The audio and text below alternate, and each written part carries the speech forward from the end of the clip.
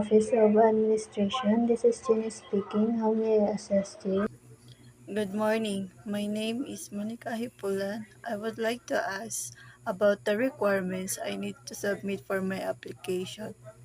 May I know, ma'am, what type of application you're submitting? I am applying for a school document. I just want to make sure that I have all the necessary requirements.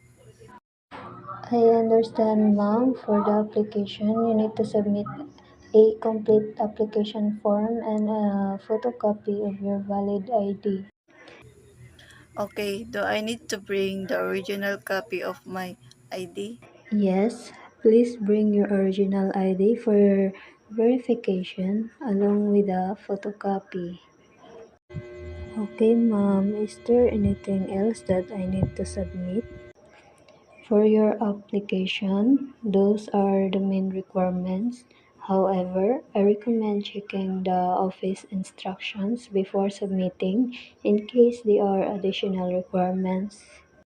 Okay, thank you for your clarifying that.